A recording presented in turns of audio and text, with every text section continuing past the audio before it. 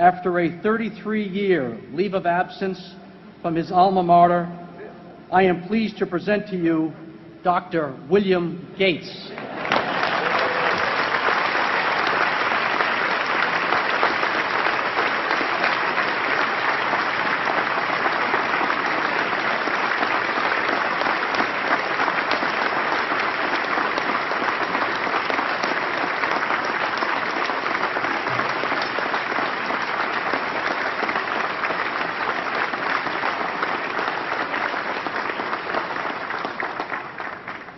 Thank you.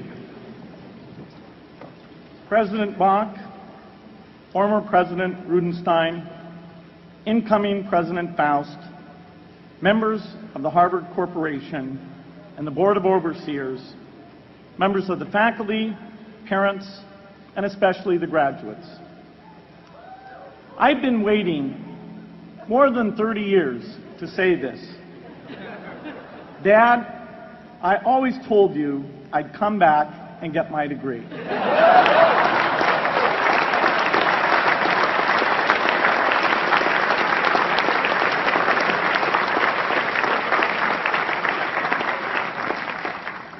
I want to thank Harvard for this honor. I'll be changing my job next year, and it will be nice to finally have a college degree on my resume. I applaud the graduates for taking a much more direct route to your degrees. For my part, I'm just happy that the Crimson called me Harvard's most successful dropout. I guess that makes me valedictorian of my own special class. I did the best of everyone who failed. But I also want to be recognized as the guy who got Steve Ballmer to drop out of business school.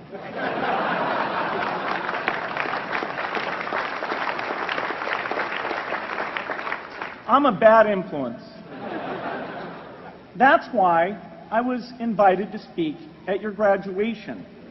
If I'd spoken at your orientation, fewer of you might be here today.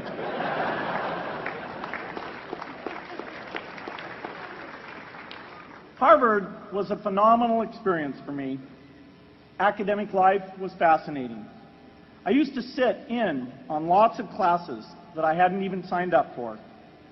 And dorm life was terrific. I lived up at Radcliffe in Currier House. There were always a lot of people in my dorm room late at night discussing things because everyone knew that I didn't worry about getting up in the morning. That's how I came to be the leader of the antisocial group. We clung to each other as a way of validating our rejection of all those social people. Radcliffe was a great place to live. There were more women up there, and most of the guys were math science types.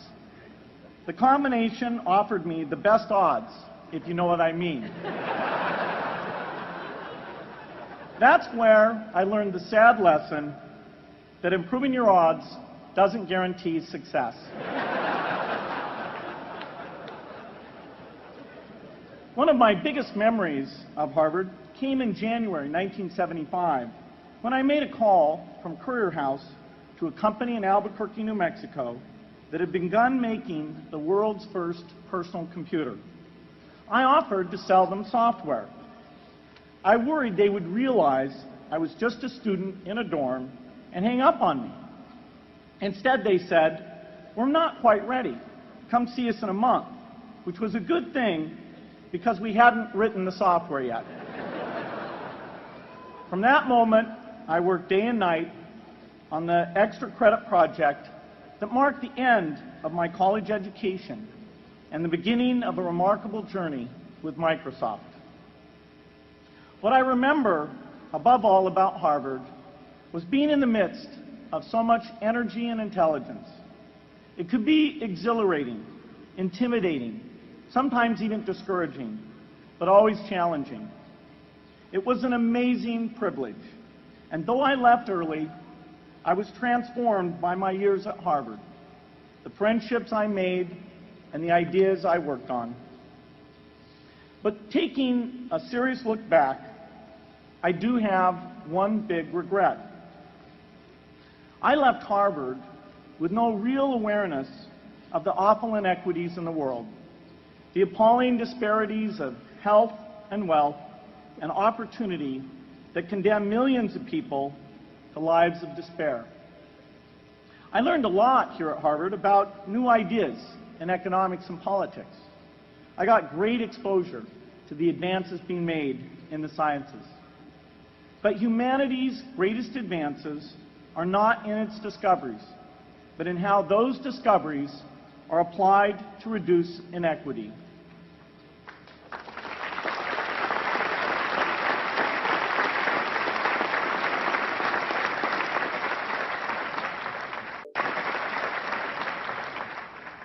Whether through democracy, strong public education, quality health care, or broad economic opportunity, reducing inequity is the highest human achievement. I left campus knowing little about the millions of young people cheated out of educational opportunities here in this country. And I knew nothing about the millions of people living in unspeakable poverty and disease in developing countries. It took me decades to find out. You graduates came to Harvard at a different time. You know more about the world's inequities than the classes that came before. In your years here, I hope you've had a chance to think about how, in this age of accelerating technology, we can finally take on these inequities and we can solve them. Imagine, just for the sake of discussion, that you had a few hours a week and a few dollars a month to donate to a cause. And you wanted to spend that time and money where it would have the greatest impact in saving and improving lives. Where would you spend it? For Melinda and I, the challenge is the same. How can we do the most good for the greatest number with the resources we have? During our discussions on this question, Melinda and I read an article about the millions of children who are dying every year in poor countries from diseases that we had long ago made harmless in this country. Measles, malaria, pneumonia, hepatitis B, yellow fever. One disease that I had never heard of, rotavirus, was killing 500,000 children each year, none of them in the United States. We were shocked. We had assumed that if millions of children were dying and they could be saved, the world would make it a priority to discover and deliver the medicines to save them. But it did not. For under $1, there were interventions that could save lives that just weren't being delivered. If you believe that every life has equal value, it's revolting to learn that some lives are seen as worth saving and others are not. We said to ourselves, this can't be true, but if it is true, it deserves to be the priority of our giving. So we began our work in the same way anyone here would begin it. We asked, how could the world let these children die? The answer is simple and harsh. The market did not reward saving the lives of these children, and governments did not subsidize it. So the children died because their mothers and fathers had no power in the market and no voice in the system. But you and I have both. We can make market forces work better for the poor if we can develop a more creative capitalism. If we can stretch the reach of market forces so that more people can make a profit, or at least earn a living, serving people who are suffering from the great inequities. We can also press governments around the world to spend taxpayer money in ways that better reflect the values of the people who pay the taxes. If we can find approaches that meet the needs of the poor in ways that generate profits for business and votes for politicians, we will have found a sustainable way to reduce inequity in the world. This task is open-ended. It can never be finished. But a conscious effort to answer this challenge can change the world. I am optimistic that we can do this. But I talk to skeptics who claim there is no hope. They say inequity has been with us since the beginning and will be with us until the end, because people just don't care. I completely disagree. I believe we have more caring than we know what to do with. All of us here in this yard, at one time or another, have seen human tragedies that broke our heart. And yet we did nothing, not because we didn't care, but because we didn't know what to do. If we had known how to help, we would have acted. The barrier to change is not too little caring. It is too much complexity. To turn caring into action, we need to see a problem, see a solution, and see the impact. But complexity blocks all three steps. Even with the advent of the internet and 24-hour news, it is still a complex enterprise to get people to truly see the problems. When an airplane crashes, officials immediately call a press conference. They promise to investigate, determine the cause, and prevent similar crashes in the future. But if the officials were brutally honest, they would say, of all the people in the world who died today from preventable causes, 0.5% were on this plane. We're determined to do everything possible to solve the problem that took the lives of the 0.5%. The problem is not just the plane crash, but the millions of preventable deaths. We don't read much about these deaths. The media covers what's new, and millions of people dying is nothing new. So it stays in the background where it's easy to ignore. But even when we do see it or read about it, it's difficult to keep our eyes on the problem. It's difficult to look at suffering if the situation is so complex that we don't know how to help. And so we look away.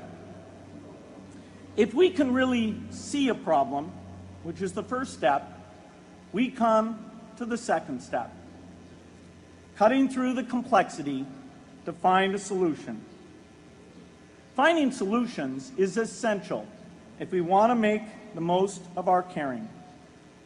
If we have clear and proven answers anytime an organization or individual asks, "How can I help?"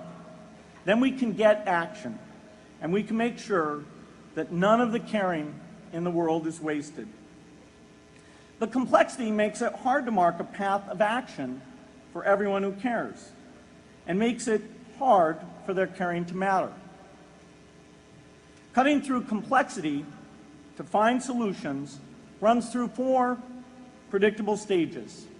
Determine a goal, find the highest impact approach, deliver the technology ideal for that approach, and in the meantime, use the best application of technology you already have. Whether it's something sophisticated like a new drug or something simple like a bed net. The AIDS epidemic offers an example. The broad goal, of course, is to end the disease. The highest leverage approach is prevention. The ideal technology would be a vaccine that gives lifelong immunity with a single dose.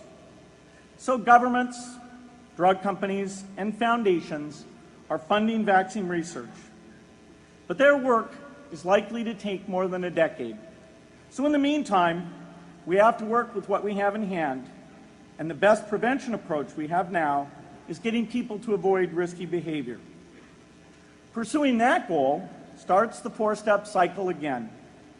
This is the pattern. The crucial thing is to never stop thinking and working, and never do what we did with malaria and tuberculosis in the 20th century, which is to surrender to complexity and quit. The final step, after seeing the problem and finding an approach, is to measure the impact of the work and to share that, success or failure, so that others can learn from the efforts. You have to have the statistics, of course. You have to be able to show, for example, that a program is vaccinating millions more children. You have to be able to show, for example, a decline in the number of children dying from the diseases.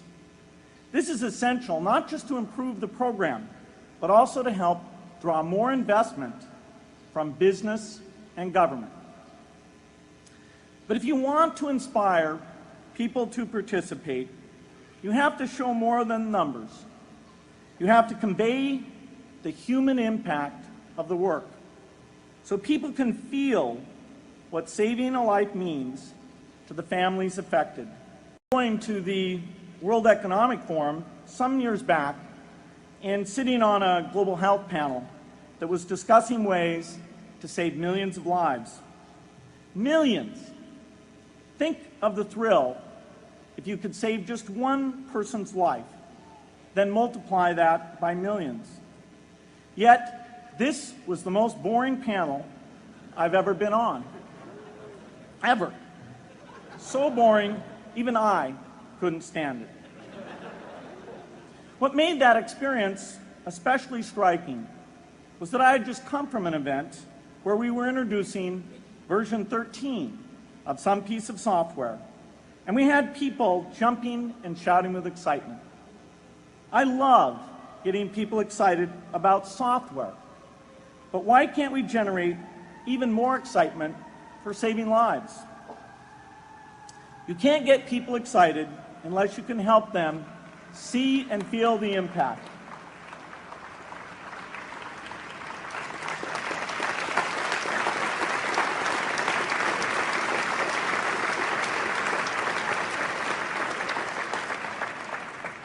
The way to do that is another complex question. Still, I'm optimistic. Yes, inequity has been with us forever, but the new tools we have to cut through complexity have not been with us forever. They are new. They can help us make the most of our caring, and that's why the future can be different from the past. The defining and ongoing innovations of this age, biotechnology, the personal computer, and the internet, give us a chance we've never had before to end extreme poverty and end death from preventable disease. 60 years ago, George Marshall came to this commencement, and he announced a plan to assist the nations of post-war Europe. He said, I quote, "I think one difficulty is that the problem is one of such enormous complexity that the very mass of facts presented to the public by press and radio make it exceedingly difficult for the man in the street to reach a clear appraisement of the situation. It is virtually impossible at this distance to grasp at all the real significance of the situation." 30 years after Marshall made his address, which was 30 years ago, as my class graduated without me, technology was emerging that would make the world smaller, more open, more visible, less distant. The emergence of low-cost personal computers gave rise to a powerful network that has transformed opportunities for learning and communicating. The magical thing about this network is not just that it collapses distance and makes everyone your neighbor. It also dramatically increases the number of brilliant minds we can bring in to work together on the same problem. And it scales up the rate of potential innovation to a staggering degree. At the same time, for every person who has access to this technology, 5 people don't. That means many creative minds are left out of this discussion. Smart people with practical intelligence and relevant experience who don't have the technology to hone their talents or contribute their ideas to the world. We need as many people as possible to gain access to this technology because these advances are triggering a revolution in what human beings can do for one another. They are making it possible, not just for national governments, but for universities, corporations, small organizations, and even individuals to see problems, see approaches, and measure the impact of their efforts to address the hunger, poverty, and desperation George Marshall spoke of 60 years ago. The Harvard family, here in the yard, is one of the great collections of intellectual talent in the world. For what purpose? There is no question that the faculty, the alumni, the students, and the benefactors of Harvard have used their power to improve the lives of people here and around the world. But can we do more? Can Harvard dedicate its intellect to improving the lives of people who will never even hear its name? Let me make a request of the deans and the professors, the intellectual leaders here at Harvard.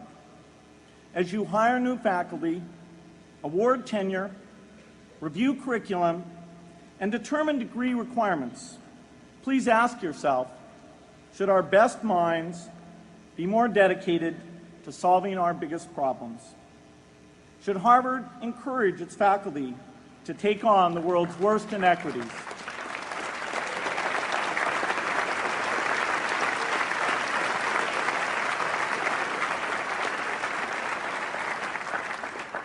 Should Harvard students know about the depth of global poverty, the prevalence of world hunger, the scarcity of clean water, the girls kept out of school, the children who die from diseases we can cure?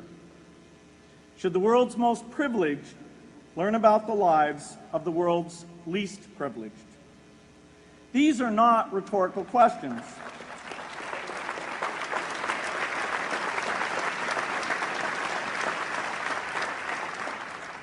You will answer with your policies. My mother, who was filled with pride the day I was admitted here, never stopped pressing me to do more for others. A few days before I was married, she hosted a bridal event at which she read aloud a letter about marriage that she had written to Melinda.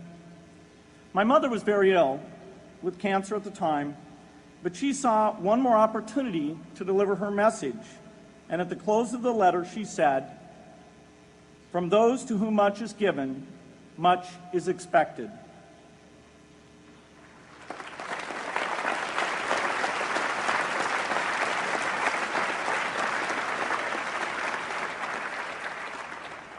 When you consider what those of us here in this yard have been given in talent, privilege, and opportunity, there is almost no limit to what the world has a right to expect from us. In line with the promise of this age, I want to exhort each of the graduates here to take on an issue, a complex problem, a deep inequity, and become a specialist on it. If you make it the focus of your career, that would be phenomenal. But you don't have to do that to make an impact. For a few hours every week, you can use the growing power of the internet to get informed, find others with the same interests, see the barriers, and find ways to cut through them. Don't let complexity stop you. Be activists. Take on big inequities. I feel sure it will be one of the great experiences of your lives. You graduates are coming of age in an amazing time. As you leave Harvard, you have technology that members of my class never had. You have awareness of global inequity, which we did not have. And with that awareness, you likely also have an informed conscience that will torment you if you abandon these people whose lives you could change with modest effort. You have more than we had. You must start sooner and carry on longer. And I hope you will come back here to Harvard 30 years from now and reflect on what you have done with your talent and your energy. I hope you will judge yourselves not on your professional accomplishments alone, but also on how well you have addressed the world's deepest inequities, on how well you treated people a world away who have nothing in common with you but their humanity. Good luck.